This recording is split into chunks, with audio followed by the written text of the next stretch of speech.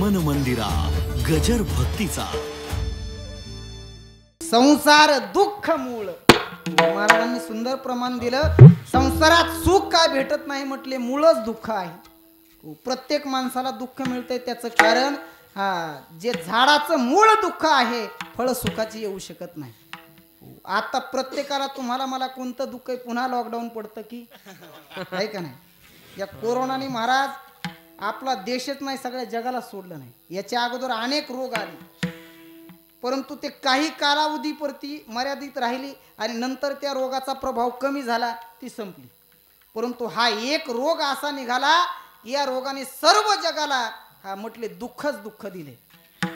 आम्हाला किती दुःख आहे, तुमच्यापेक्षा आम्हाला दुःख आहे. ह्या 2 महिने तरी यायला नव्हता पाहिजे.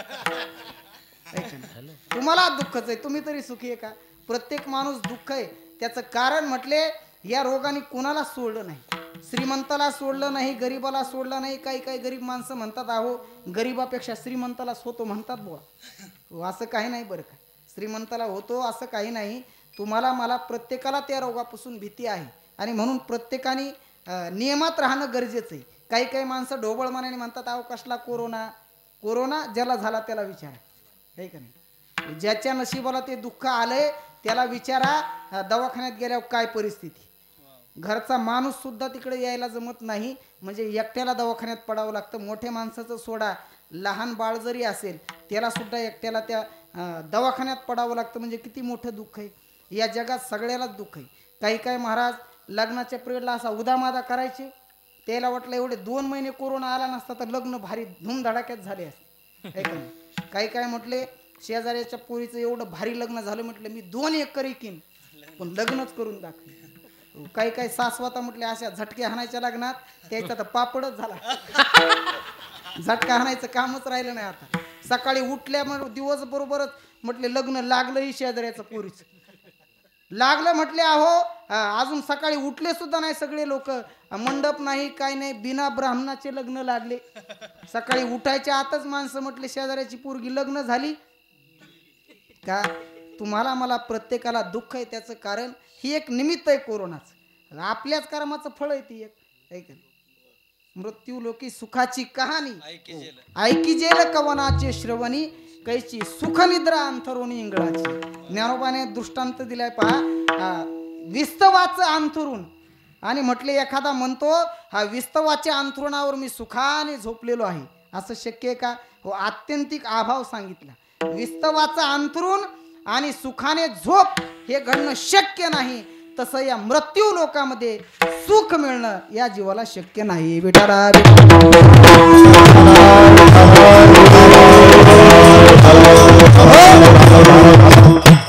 आता एवढे जर जाणकार माणसं आहेत तुम्हाला कसं बरं बाहेर जाता येईल, आहे का नाही. आता ही आळंदीत राहणारी मंडळी कित्येक महाराज लोक मोठे मोठे, मी तर लय बारीक माणूस उघडून करायचे उघडून पेरे म्हणजे सगळ्यांना चांगली साथ दिली.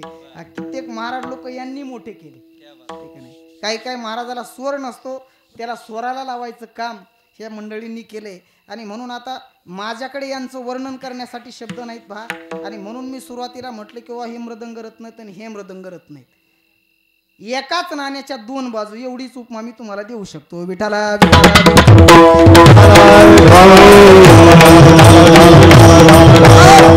सांगतोय म्हटले संसारामध्ये प्रत्येकाचा अनुभव दुःख रूप आहे आणि म्हणून महाराज म्हणतात मी सांसारिक अनुभव सांगितला नाही, मी परमार्थातला अनुभव सांगितला. महाराज म्हटले मला संत भेटीचा जो अनुभव आला तो अनुभव कसा आहे म्हटले परमार्थिक अनुभव आहे आणि जीवनामध्ये परमार्थातला अनुभव हा सुख रूप आहे, आनंद रूप आहे. पहा तुम्ही इकडं 1.5 तास झालं तुम्ही या कीर्तन मंडपात कीर्तन ऐकण्यासाठी बसलात. मग या 1.5 तासापुरतं तरी तुम्ही तुमच्या प्रपंचाला विसरले की नाही, बरोबर आहे का नाही. इथं आल्यानंतर तुमच्या घरादाराची तुम्हाला आठवण आहे का. 1.5 तास केलेला परमार्थ जर आपल्या प्रपंचाला विसरायला लावतो, महाराज म्हणतात मी जीवनभर परमार्थ केलाय. किती आनंद असेल म्हटले आनंदची अंग आनंदची आनंदाचे डोही आनंद तरंग. आणि म्हणून परमार्थ हा आनंद रूप आहे, सुख रूप आहे. आणि म्हणून महाराज म्हणतात मी परमार्थिक अनुभव तुम्हाला सांगतोय की मला संतांचं दर्शन झालं. कुठं म्हटले स्वप्नात. महाराज म्हणतात स्वप्न सुद्धा मला देवा वाचून पडत नव्हती.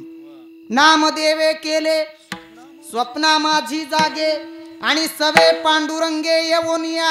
हो, स्वप्न सुद्धा म्हटले मला देवाशिवाय पडत नव्हती. पांडुरंग ध्यानी पांडुरंग माने, पांडुरंग ध्यानी पांडुरंग माने, जागृती स्वप्नी पांडुरंग पांडुरंग, जागृती स्वप्नी पांडुरंग पांडुरंग जाने, पांडुरंग माने, पांडुरंग जाने, पांडुरंग माने. जागृती स्वप्नी पांडुरंग. महाराज म्हणतात पांडुरंग ध्यानी आणि पांडुरंग म्हणे नुसता ध्यानी म्हणे नाही तर जागृती स्वप्नी सुद्धा. बोला बोला काय पांडुरंग स्वप्ना सुद्धा महाराज म्हणतात मला देवाशिवाय पडत. हो, तुम्हाला मला स्वप्न पडत नाहीत असं नाही, पडतात ना. काही काहीला म्हटले असे स्वप्न पडतात, अमावस्या पौर्णिमेचे भूतच म्हणले स्वप्नात येतात ते. रात्रीच उठत आणि गोदडी घेऊन. हो, एखाद्यालाच माणसाला म्हटले आम्हाला चांगलं स्वप्न पडतं, परंतु महाराज चांगलं स्वप्न पडत असताना ते पूर्णत्वाला जात नाही. हो, तुमचं कशाला सांगू, माझंच सांगतो गुरुजी. मला एकदा स्वप्न पडलं माऊली. काय स्वप्नात मी भारताचा पंतप्रधान झालो. कुठं सरपंच नाही, त्यासाठी लय मरमर आहे सध्या. भारताचा पंतप्रधान झालो. नरेंद्र मोदी साहेब काही लवकर येईनात आणि मग शपथविधीचा कार्यक्रम मलाच पाचारण करण्यात आलं. कुठं एवढं तुम्ही ध्यानात ठेवा. स्वप्नात शपथविधीचा कार्यक्रम झाला आणि शपथविधीचा कार्यक्रम झाल्याबरोबर लगेच माझा दौरा अमेरिकेला होता. ट्रम्प साहेबांना भेटायला मला लगेच जायचं होतं आणि म्हणून मी अमेरिकेला जाण्यासाठी निघालो. विमान माझं तयार होतं, विमानापर्यंत गेलो. माझ्या पाठीमागे एक बॉडीगार्ड आणि पुढे एक बॉडीगार्ड चालत होता आणि त्या दोघांच्या मध्ये असा धोत्रावर नव्हतो मी, असा मस्त सूटबूट घालून चालू लागलो. पहा, विमानापर्यंत गेलो. विमानाच्या पायरीवरती पाऊल ठेवला, विमानात जाऊन बसलो आणि विमान उडणार. तेवढ्यामध्ये एक माणूस आला, म्हटला महाराज उठा. उठा म्हणल्यानंतर झोप मोडली. स्वप्न सुद्धा तुम्हाला खोटं सांगत नाही, त्या उठवणाऱ्या माणसाचा असा राग आला मला. त्याला म्हटलं भल्या माणसा, फक्त अर्धा मिनिट थांबत होता तर विमान. जागृतीत तर अजून बसलो नाही, निदान स्वप्नात तरी बसू द्यायचं की नाही. म्हणजे आपल्याला स्वप्न चांगलं पडत नाही, पडलं तर कडीला शेवटाला जात. महाराज म्हटले माझ्या स्वप्नात सुद्धा देव होता. जागृतीत तर होताच होता, परंतु स्वप्न सुद्धा देवाशिवाय पडत नव्हती, संताशिवाय पडत नव्हती. आणि म्हणून मला संतांनी दर्शन दिलं. कुठं हो, स्वप्नामध्ये दर्शन दिलं. ज्या काळात दर्शन दिलं तो काळ म्हणतात महाराज धन्य काळ. महाराजांनी काळाला धन्यता दिली. का बरं महाराज काळाला धन्य म्हणतात? मला संतांची भेट झाली म्हटले आणि तो काळ धन्य म्हटले. अहो, आम्हाला रोज कितीतरी संत भेटतात ना. आळंदी पंढरपूरला आपण आषाढी कार्तिकेला गेलो तर संताचे म्हटले खांद्याला खांदे लागायले. एवढे संत म्हटले आम्हाला भेटतात, परंतु आम्ही म्हणत नाही की आम्हाला संतांची भेट झाली आणि तो काळ म्हटले धन्य आहे. मग का बरं महाराज काळाला धन्यता देतात? एक दोन शास्त्राच्या दृष्टीने आपल्याला पटवून देतो आणि पुढे चालतो. पहा, संत भेटीच्या काळाला महाराज धन्य म्हणतात. त्याचं पहिलं कारण आहे कर्मशास्त्र. कर्मशास्त्र आपल्याला असं सांगतं, प्रत्येक माणूस या जगामध्ये जन्माला आल्याच्या नंतर त्याला प्रत्येकाला कर्म करावं लागतं. पहा, कोणी म्हणेल महाराज गावामध्ये एवढा मोठा सप्ताह चालू आहे, मी काहीच कर्म करत नाही. म्हणले मी टाळ आणत नाही, पखवाज आणत नाही, या चटाई आतरू लागत नाही, काहीच काम करत नाही. महाराज म्हटलेत बाबा काही न करणं हे सुद्धा एक कर्मच आहे. बरं का, न करणं हे कसं कर्म आहे तुम्हाला सांगतो. गावात सप्ताह व्हायच्या अगोदर गावात मीटिंग घेतल्या जाते. मीटिंग घेतल्यानंतर मीटिंग चालू असताना मग एक जण उभा राहतो. म्हटला अहो मागच्या वर्षीचा हिशोब काढा तरच सप्ताह होऊ देतो, नाही तर सप्ताहच होऊ देत नाही. म्हणून काय म्हटला, मागच्या वर्षीचा हिशोब काढा तर सप्ताह होऊ देतो, नाही तर सप्ताहच होऊ देत नाही. आणि मग काही चार दोन शहाणी माणसं उठून उभे राहतात, म्हणतात अरे बाबा एवढा सप्ताह होस, तू सप्ताह होईपर्यंत तू काहीच करू नको, हेच आमच्यासाठी भरपूर झालं. आहे का नाही? म्हणजे काही न करणं सुद्धा काय आहे. याच्याही पुढे ज्ञानोबाराय म्हणतात, मी कर्म करत नाही म्हणण्यापेक्षा प्रत्येकाचं कर्म अगोदरच लिहून ठेवलेलं आहे. हो, जसं कर्म आहे तसाच माणूस वागतो.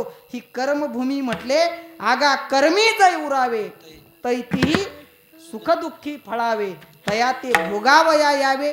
अरे जसं कर्म आहे म्हटले ते भोगायसाठी इथं येतो आणि इथं येऊन पुन्हा काय करतो, कर्म करावंच लागतंय. किंवा ज्ञानोबारांची दुसरी ओवी सांगू का? ज्ञानोबाराय म्हणतात, प्रत्येकाचं कर्म हे अगोदरच मांडून ठेवले. जयाचे कर्मसूत्र मांडोनी ठेविले स्वतंत्र, तो तेची गती ते पात्र होई जे येत किंवा पाविजे.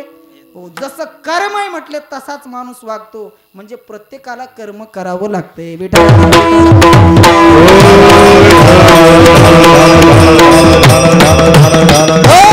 आणि कर्म केल्यानंतर म्हटले या मृत्यू लोकाचा नियम आहे, त्याचं फळ भोगावं लागतं. कोणी म्हणेल महाराज अहो या गावचा मी सरपंच आहे, मला भोगावं लागेल का? अहो म्हटले तुला सुद्धा भोगावं लागेल. कोणी म्हणेल मी आमदार आहे, मी मंत्री आहे. अरे बाबा तुमचं आमचं सोडा, जगाच्या मालकालाही कर में दशरथ योगे मेला, दशरथ योगे मेला, कर में श्री राम वनवास गेला, कर में रावण जय पावला, कर में रावण जय पावला, योग घडला सीता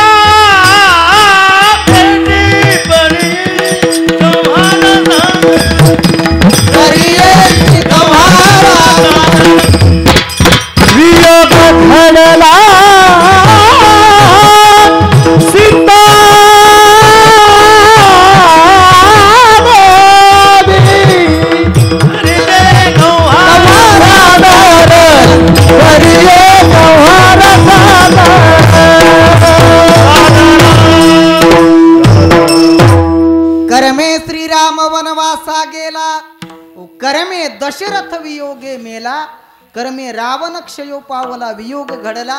हो, देवालाच कर्म चुकलं नाही म्हटले, देवाच्या नम म्हणे कर्म रेखा देवातिका चुकेना, देवातिका चुकेना, देवातिका चुकेना, कर्म रेखा देवातिका चुकेना, देवातिका चुकेना, चुकेना चुकेना. नामा म्हणे कर्म रेखा आणि देवादिका चुकेना. हो, म्हणजे देवादिकांना कर्माचं फळ भोगावं लागतं, हा सिद्धांत आहे पहा. परंतु ऐका, महाराज म्हणतात देवादिकांना जे कर्म चुकलं नाही ते कर्म, ते प्रारब्ध, ते फळ म्हटले या जगी जीवनाचे सार भावे जाणून सत्वर, जगी जीवनाचे सार भावे जाणून सत्वर, तैसे जाचे कर्म तैसे फळ देतो ईश्वर, तैसे जाचे कर्म तैसे फळ देतो ईश्वर. जगी जीवनाचे सार भावे जाणून सत्वर, जगी जीवनाचे सार भावे जाणून सत्वर, जैसे जाचे कर्म तैसे फळ देतो ईश्वर, जैसे जाचे कर्म तैसे फळ देतो ईश्वर.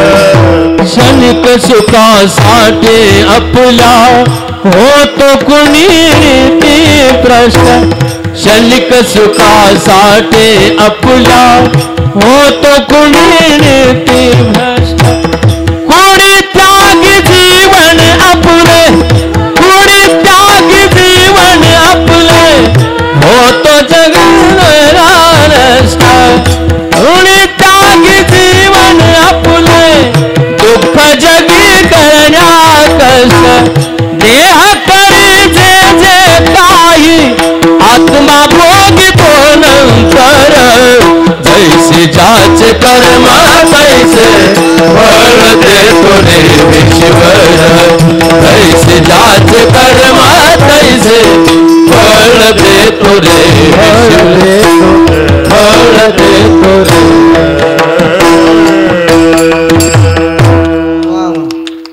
क्या बात आहे गुरुजी. जैसे ज्याचे कर्म तैसे फळ देतो रे. हो म्हणजे जगाचा मालक तुम्हाला मला प्रत्येकाला कर्माचं फळ देतोय. म्हणजे आपल्यालाच भोगावं लागतं असं नाही, त्याला सुद्धा भोगावं. हो मग जगाच्या मालकाला जरी कर्म भोगावं लागत असेल तरी ऐका, जीवनात संतांची भेट झाली रे झाली की माणसाचं प्रारब्धच बदलून जातं. म्हणजे त्याला फळ भोगायची सुद्धा गरज. हो प्रारब्ध बदललं कुणाचं? सच्चिदानंद बाबांचं. सच्चिदानंद बाबा वारले, प्रारब्ध संपलं. परंतु संतांची भेट झाली कुणाची? निवृत्ती ज्ञानदेव, सोपान मुक्ताबाई आणि मेलेले सच्चिदानंद बाबा ताठीवरती उठून बसले. ताकद संत भेटीची आहे आणि म्हणून महाराज म्हणतात धन्य. संतांची भेट कशी आहे म्हटले? धन्य आहे. हा दुसरं शास्त्र मी सांगितलं होतं आपल्याला, ज्ञानशास्त्र. पहा कर्मशास्त्राच्या दृष्टीने आपल्याला पटवून दिलं. ज्ञानशास्त्र असं सांगतंय की तो भगवान परमात्मा प्रत्येकाच्या हृदयात आहे. तो शोधण्यासाठी, तो पाहण्यासाठी दूर कुठंतरी वनात जायची गरज नाही. कुठेही म्हटले तो कोठे नका पाहू, कोठे नका पाहू कर हरी कथा, कोठे नका पाहू कर हरी कथा.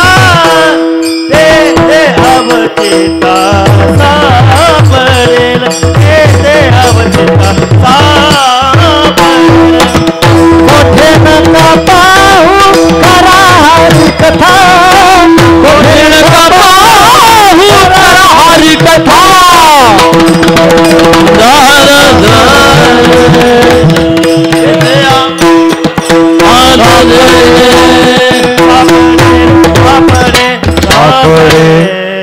कुठे नका पाहू करा हरी कथा. हा जिथं त्याच्या नामाचं चिंतन चालू आहे, जिथं हरी कथा चालू आहे त्या ठिकाणी भगवान परमात्मा सापडतो. त्याही पेक्षा तो कुठे आहे म्हटले? तैसा हृदयामध्ये मी राम. सगळ्यात जवळ आहे म्हटले, आपल्या अंतःकरणामध्ये तो आहे. सर्वस्यच्या हृदि सन्निविष्टो मतस्मृती ज्ञानमपोहन. कुठे म्हटले तो? सर्व घटी राम देहादेये, सर्व घटी राम देहादेये, सर्व घटी राम देहादेये, सर्व घटी राम देहादेये. सूर्य प्रकाशक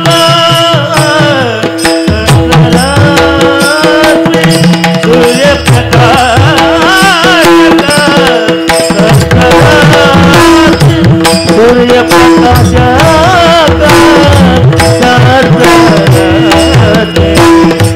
सूर्य प्रकाश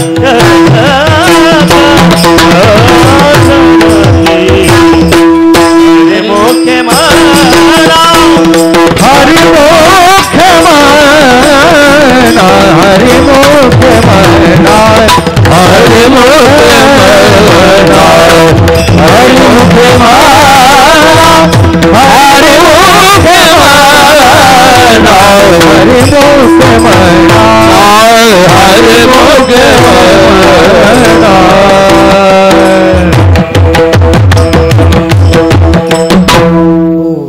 सर्वा घटी राम देहादेही. कुठे म्हटले तो? सर्वांच्या घटी म्हणजे प्रत्येकाच्या हृदयात आहे. हो या देहाला घट म्हटले पहा. हा प्रत्येकाच्या हृदयात तो आहे. मग मी तुम्हाला विचारतो बसलेले मंडळी, तुमच्या माझ्या प्रत्येकाच्या हृदयात जर तो आहे, तुम्ही पाहिला का? हो कोणी पाहिला का? नाही पाहिला. तुम्हीच ना, आम्हीच नाही पाहिला तर तुम्ही कुठून? जे तुम्हाला 2 तास वरुड सांगतात त्यांनीच पाहिला नाही. ऐकणाऱ्याची लांबची गोष्ट आहे. म्हटलं एवढ्या जवळ असणारी वस्तू मग आतापर्यंत आम्हाला का दिसली नाही? त्याचं कारण आहे, वस्तू जरी आपल्या जवळ असेल तरी ती दाखवून देण्यासाठी तिसऱ्या माणसाची गरज आहे. जुन्या काळातला दृष्टांत आहे. एक गुराखी म्हटले रात्रीचा गस्त घालत होता. हो, रात्रीचं ते पारे जागे राहा ओरडतात पा गुराखी शहरामध्ये. हो, म्हटला जागे राहा. रात्रीचा गस्त घालत असताना 2 वाजता त्या गुराख्याला बिडी ओढण्याची तलब झाली. काय बिडी ओढण्याची तलब झाली. त्याने खिशात हात घातला, विडी काढली, बिडी आणि मग बिडी पेटवण्यासाठी काडी पेटी नाही. मग काय केलं त्यांनी, तेवढ्या रात्री 2 वाजता एक जणाची कडी वाजवली. कडी वाजवल्यानंतर घरातला माणूस उठला, बघितलं तर रात्रीचे 10:15 वाजले. म्हटले आत्ताचा नाही, रात्रीचे 2 वाजले. म्हटलं एवढ्या उशिरा मला का बरं उठवलं असेल. बघितलं तर म्हटलं गुराखी दारात उभा आहे, का बरं उठवलं. म्हटलं एवढ्या रात्री गुराख्याने सांगितलं काही नाही, बिडी ओढण्याची तलब झाली. खिशात हात घातला, बिडी काढली, परंतु बिडी पेटवण्यासाठी काडी नाही, जरा काडी पेटी देता का. हो, त्या झोपेतून उठलेल्या माणसाने असे डोळे चोळले आणि त्याच्या एका हातातल्या बिडीकडे बघितलं आणि दुसऱ्या हातातल्या कंदिलाकडे बघितलं. उठलेला माणूस म्हटला भल्या माणसा, बिडी ओढण्याची तलब झाली, बिडी आहे आणि बिडी पेटवण्यासाठी आग्नी सोबत कंदील, नुसता काच वर केला असता तर बिडी पेटली असती. एवढ्या रात्री मला का उठवलं. गुराखी म्हटला हे सांगायलाच उठवलं, जाय झोपा. तुझ आहे तुझा पासी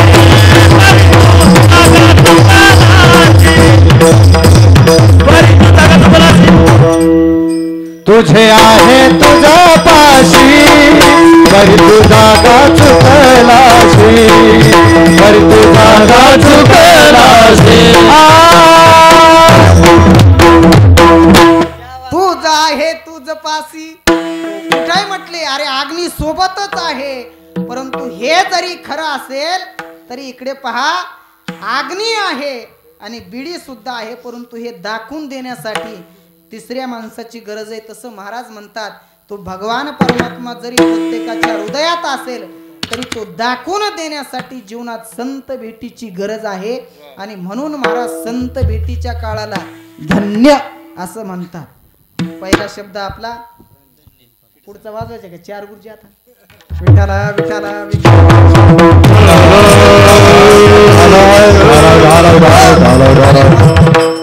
म्हणून महाराज संत भेटीच्या काळाला धन्य काळ संत भेटी. संतांची मला भेट झाली. काय केलं म्हटले, मी त्यांच्या चरणावरती मिठी मारली.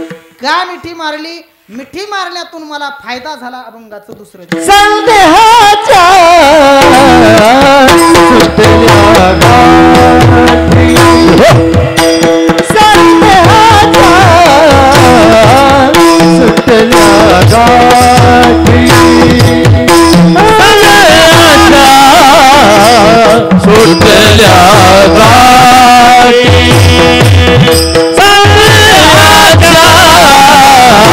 सुटल्या गाठी, संदेहाच्या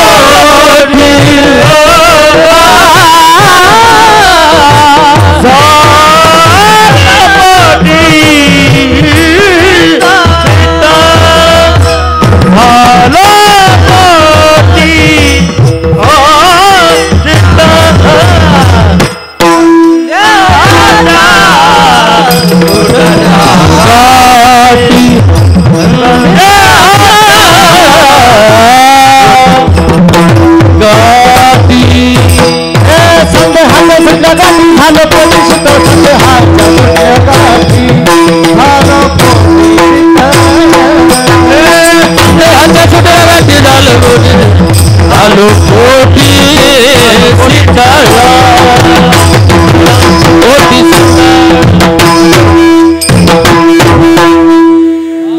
वा गुरुजी संदेहाच्या सुटल्या गाठी आणि झालो पोटी शीतळ. महाराज म्हणतात माझ्या जीवनामध्ये जे संशय हो संदेह म्हणजे संशय होते त्या सर्व संदेहाच्या सुटल्या गाठी. अनेक प्रकारचे संशय होते पैकी 3 संशय तुम्हाला सांगतो धावते बघा. महाराज म्हणतात हे जग नेमकं सत्य आहे की मिथ्य आहे हा मला संशय होता. परंतु संतांची भेट झाली आणि तेव्हा मला समजलं की हे जग कसं आहे म्हटले रज्जू सर्पाकार भासियले जगडंबर. दुसरा संशय होता म्हटले हा भगवान परमात्मा ज्याची मी भक्ती करतोय तो नेमका सगुण आहे की निर्गुण आहे. संतांची कृपा झाली तेव्हा मला समजलं की सगुण निर्गुण दोन्ही एकू हा जीव आणि तो देव म्हटले भिन्न आहे की अभिन्न. तर महाराज म्हणतात तुका म्हणे कैसी कीव आणि कोठे जीव निराळा. या सर्व संदेहाच्या सुटल्या गाठी. जीवनातले संशय निघून जाण्यासाठी जीवनात संतांची भेट गरजेची. पहा तुमच्या माझ्या जीवनामध्ये अनेक प्रकारचे संशय आहेत मग का निघून जात नाहीत त्याचं कारण आहे जीवनात खऱ्या संतांची भेट होत नाही. खऱ्या संतांची मध्ये तुम्ही म्हणाल खोटेपणा असतात का असतात ना म्हटले कलियुगात तर भरणाच झालाय हे का नाही. मग खरा संत कोण आणि खोटा कोण हो जो म्हटले ज्याचा विषयच नारायण झालाय तो खरा संत. तेची संत किंवा विषय तो त्यांचा झाला नारायण. परंतु अलीकडे म्हटले खरा संत कोण आणि खोटा कोण ओळखणं मोठं अवघड. आता आपण आळंदीत राहतो तुकाराम गुरुजी. आळंदीमध्ये किती संत आहे म्हटले अहो जिकडे पाहावं तिकडे पांढऱ्या कपड्यावरले संत आहेत. मग सगळे संत आहेत का हो म्हटले पण ओळखायला येत नाही. जसं मोठ्या मोठ्या शहरांमध्ये पुणे मुंबई सारख्या ठिकाणी जर आपण गेलो तर भिकारी कुणाला म्हणावं कळत नाही. बरोबर आहे का मग. पुणे मुंबई सारख्या ठिकाणी भिकारी सुद्धा एवढे स्टँडर्ड असतात त्यांच्याकडे पाहून वाटत नाही ते भिकारी असतात. मी एकदा गुरुजी शिवाजीनगरच्या स्टँडवर बसलो एस टीला यायला 1 तास वेळ होता. म्हटलं काय करावं पेपर वाचत बसलो तेवढ्यात एक भिकारी आला. म्हटला महाराज पांगळ्याला 1 रुपया द्या पांगळ्याला 1 रुपया द्या. मी म्हटलं भल्या माणसा तुझ्याकडे पाहून वाटत नाही तू भिकारी म्हणून. तो म्हटला महाराज अहो खरंच भिकारी. म्हटलं ठीक आहे तू भिकारी का असे ना पण पांगळ्यापेक्षा तू जर आंधळा असता तर तुला लय लोकांनी पैसे दिले असते. तो म्हटला महाराज ते सुद्धा करून बघितलं. म्हणजे तुमच्या दृष्टांत ध्यानात येणं काय होतं असं कधी कधी बोलण्याच्या ओघात. एक मावशी म्हटले दवाखान्यात गेली. म्हटले डॉक्टर साहेब लय जाड झाले म्हटली तब्येत कमी करायचं औषध सांगा बरं. डॉक्टर म्हटले बाई तुमचा आहार किती. बाई म्हटली काय ना 20 चपात्या खाते. किती 20 चपात्या खाते 10 प्लेट भाजी खाते.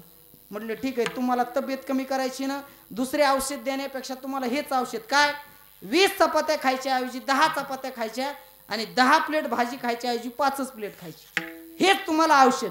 बाई म्हटलं डॉक्टर साहेब ही औषध जेवणाच्या अगोदर घेऊ का नंतर घेऊ. म्हणजे तिला पथ्य सुद्धा लक्षात तसं कधी कधी ओघा दृष्टांत नाही का. जाऊ दे मी काय सांगतोय असं फवारा लागतोय पुन्हा आता फवाऱ्याचे दिवस राहिले नाही विठ्ठला.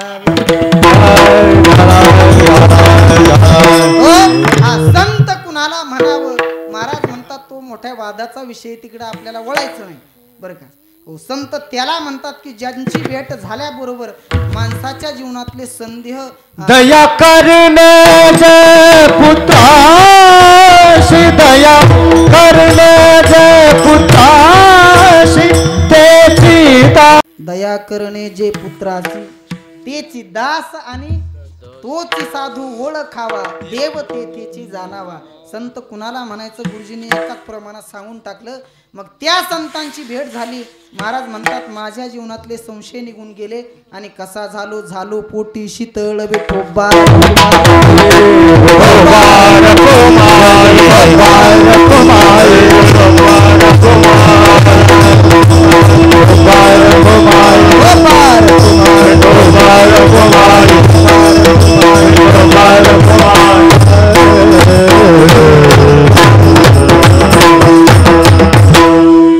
आपली वेळ संपली.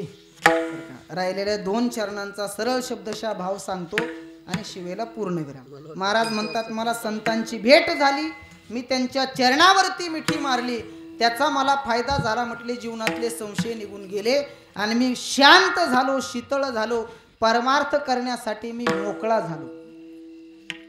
संदेहाची सुटली गाठी म्हणतात महाराज बरं का. माणसाची गाठ निघून गेली की माणूस काय होतो, मोकळा होतो.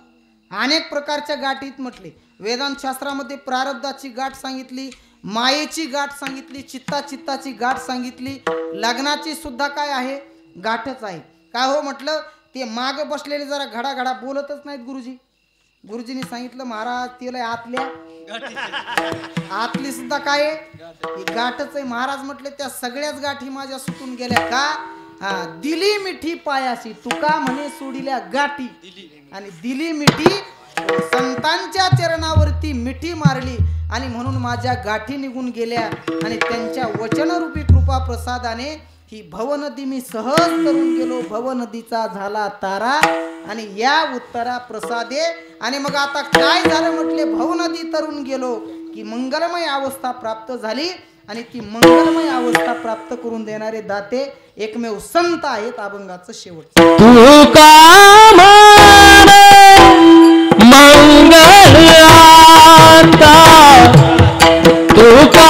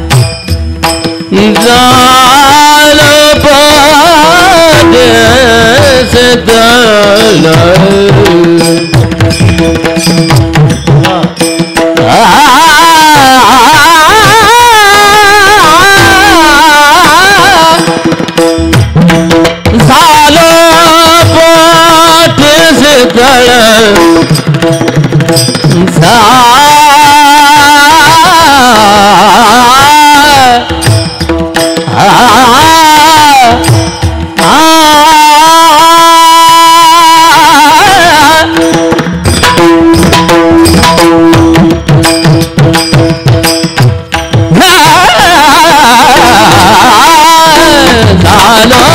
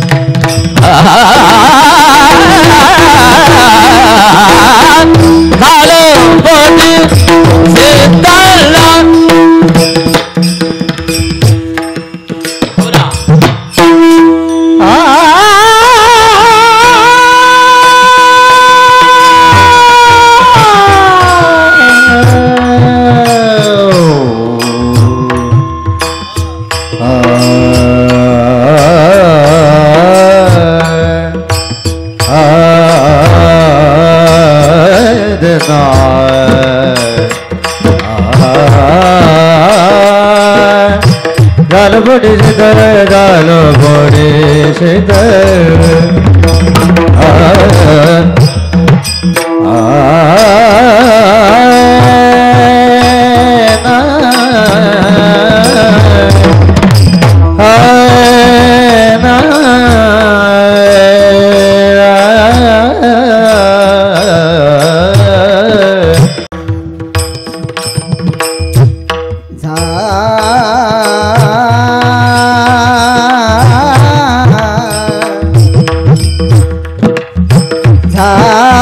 झालो पोटी शीतळ शीतळ शीतळ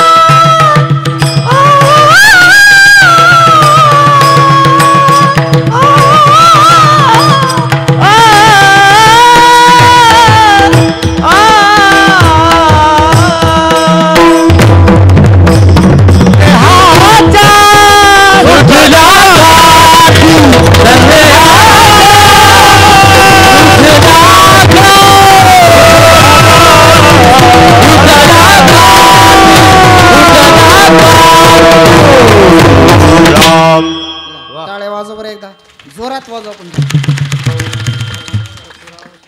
वा अत्यंत सुंदर धन्यवाद गुरुजी तुका म्हणे सो मंगळ आता आणि कोण दाता याहुनी महाराज म्हणतात ती मंगलमय अवस्था मला प्राप्त करून देणारे दाते जर कोण असतील तर ते एकमेव संत आहेत अभंगाच्या चारही चरणांचा सरळ शब्दशः भाव सांगण्याचा प्रयत्न केला मी काही फार मोठा विद्वान कीर्तनकार नाही आणि यांच्या पुढे ज्ञान सांगावं एवढा मोठा मी निश्चितच नाही बरं का महाराष्ट्रातील नंबर 1 ची वारकरी संप्रदायातली नंबर 1 ची ही मंडळी आहेत खरं म्हणजे गुरुजींच्या पखवाजाचा मी कधीपासून फॅन आहे गुरुजी तुम्ही दिंडीत तुम्ही गायचे आणि गुरुजी वाजवायचे तेव्हापासून मी गुरुजींचा पखवाज ऐकतोय आणि भरत अण्णा तर आमचे शिवभाऊ आहेत आमचे गावकरीच आहेत त्यांचा तर रोज पखवाज मी ऐकतोय म्हणून हे 2 रत्न आणि हे 2 गंधर्व यांचं वर्णन करण्यासाठी माझ्याकडे शब्द अपुरे तेव्हा सर्वांच्या चरणी दंडवत करतो अत्यंत सुंदर तुम्ही साथ दिली मला सांभाळून घेतलं आणि तुम्ही सुद्धा शांत चित्ताने 2 तास ऐकून घेतलं अगदी विठ्ठल विठ्ठल न म्हणता बरं का म्हणा असं मी म्हणणार नाही कारण उद्यापासून फक्त एकच करा मास्क घालू नये बरोबर आहे का माऊली वातावरण तसं राहिलेलं नाही म्हणून प्रत्येकाने आपण आपली काळजी घेणे गरजेचे आहे आणि ही त्याच्यामुळे हो तोंड बांधून आलं की तेही कळत नाही बरोबर आहे गुरुजी म्हणून सर्वांना धन्यवाद माईक सिस्टम अत्यंत सुंदर आहे मोठा अंतःकरण करून आमचे दाभाडे माऊली आज सोबत आले त्याचबरोबर बालू मामा असतील सर्वांना धन्यवाद देतो आणि झालेली सेवा भगवान परमात्म्याच्या चरणी समर्पित करून याच ठिकाणी सेवेला ज्ञानेश्वर